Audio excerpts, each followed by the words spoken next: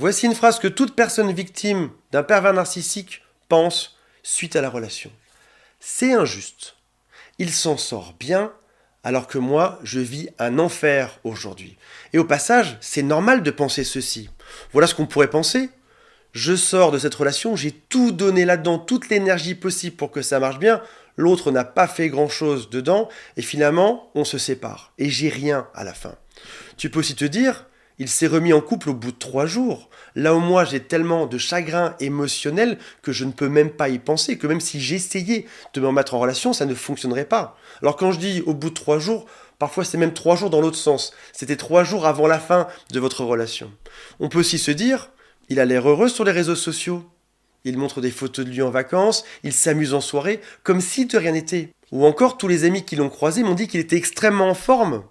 Il y a aussi autre chose, c'est que t'en sors ravagé, à genoux, par terre, en train de ramper, l'autre est en forme, et en plus, il raconte à tout le monde sa version de l'histoire, qui n'est pas du tout la même que la tienne, parce que dans sa version à lui, il est victime de toi. Et c'est toi le monstre, toi qui as pourtant tout donné là-dedans pour que ça fonctionne, toi qui t'es épuisé à faire que cette relation puisse survivre. Toi qui as essayé de comprendre pourquoi est-ce que ça marchait pas, pourquoi est-ce que votre amour était impossible. En bonus, tu peux avoir des points complémentaires, comme par exemple, tu peux devoir gérer un divorce avec cette personne, ou devoir gérer les enfants communs que vous avez eus, ou encore le travail dans lequel ça se passe beaucoup moins bien aujourd'hui, ou encore la maison qu'il faut revendre, ou tout simplement ta propre dépression, ce qui est exactement ce que j'ai connu. On dit qu'on doit apprendre de chaque relation amoureuse, même si celle-ci se termine, mais en l'occurrence, qu'est-ce que je peux apprendre de ça ? Quelle est la leçon de vie qui me fera progresser ? C'est ce qu'on va voir aujourd'hui. Si jamais tu penses que tu t'en mettras jamais, détrompe-toi. Je vais te prouver le contraire. Avant de démarrer, si vous le souhaitez, abonnez-vous à cette chaîne. Il y a aussi un quiz qui s'appelle Est-ce que cette personne est perverse, narcissique ou pas ? Et si vous le souhaitez, appelez-moi. Il y a un lien qui est juste en dessous. Commençons par le commencement. Il n'y a rien de personnel là-dedans. Ce n'est pas contre toi. Il n'a rien contre toi en réalité. Il répète juste le même rôle de manière inlassable. Il est toujours en train de reproduire le même schéma de couple, c'est juste la personne qui change à chaque fois. Et c'est une grosse erreur qu'on fait en se disant ces attaques sont tellement ciblées, ce qu'il dit a l'air tellement réel à moi ou même à mes amis que oui c'est personnel. En plus on a des enfants ensemble, on a 3 maisons ensemble, on a des chiens. Bien sûr c'est personnel. Non pas du tout. C'est juste un moment de passage dans sa vie. Imaginons une pièce de théâtre. Un vendredi soir tu vas voir une scène. T'es assis, tranquillement, tu regardes ces acteurs.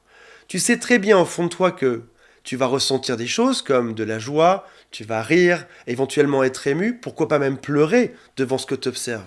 Mais au fond de toi, tu sais très bien que ce sont des acteurs qui font une performance. Ils jouent une pièce de théâtre. Et demain, la même pièce au mot près sera répétée.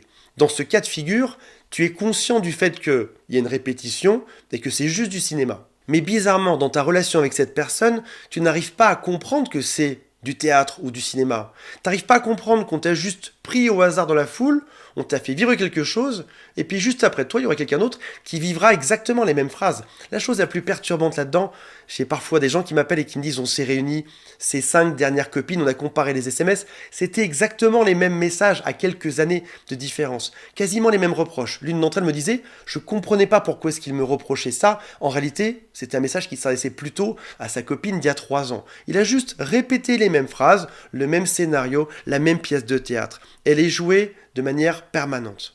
Tu as juste été nécessaire pour son propre narratif, pour lui rendre des services au passage, mais après ça, t'es plus utile.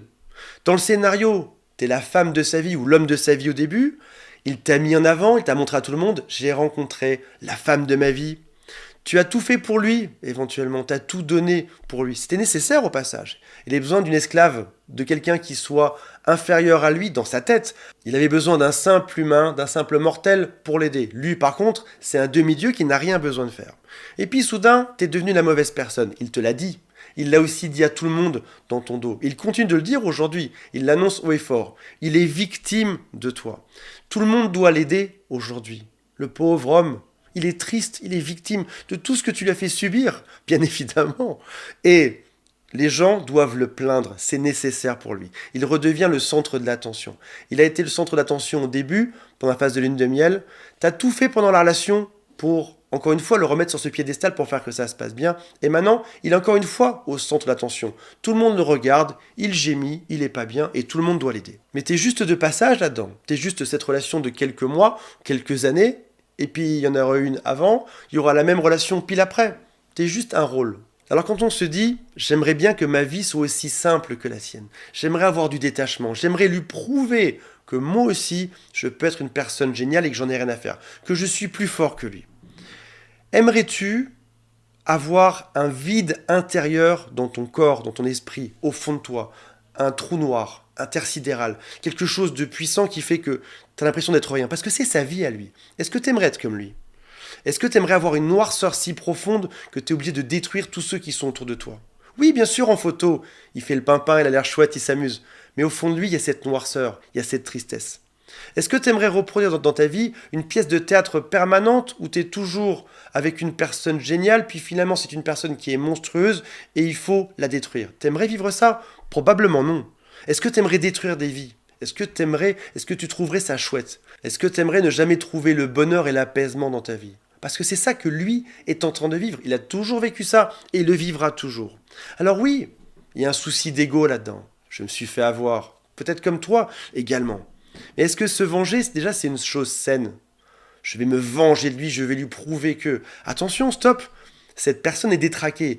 Tu veux te venger ou prouver à un détraqué que tu as réussi à être mieux que lui, à un détraqué. Ce serait comme vouloir prouver à un singe que tu es plus malin que lui, j'ai envie de te dire. Le singe te dira jamais que tu es plus malin. Forcément, c'est un singe. Dans le cas d'une rupture, on a toujours tendance à voir à court terme, sur quelques jours, sur quelques semaines, voire même sur quelques mois. Si jamais il y avait vengeance, pas une bonne chose, mais si jamais tu voulais briller à nouveau, vois ceci sur au moins plusieurs mois, voire même quelques années. Retrouve une relation saine et heureuse avec quelqu'un, alors que lui sera toujours en train d'alterner les petits scénarios pourris. Bien sûr que ça crée des doutes. Est-ce que je serai capable d'y arriver? Je suis détruit aujourd'hui. Oui, mais ça, c'est aujourd'hui. Demain, tu seras en forme parce que toi, tu as la possibilité de progresser. Toi, tu as cette chance. Lui, il est bloqué. On parle d'un corps d'adulte avec un cerveau d'enfant de 8 ans. Il est bloqué là-dedans, il ne pourra jamais progresser. Toi, tu as cette capacité. Tu peux apprendre avec le temps. Tu peux trouver toutes les bonnes choses qui vont faire que tu vas changer par la suite. Tu as la capacité d'être heureux. Tu as même la capacité de te dire, pourquoi est-ce que je suis rentré dans cette relation toxique? Comment est-ce que je peux faire demain pour ne plus croiser ce genre de profil?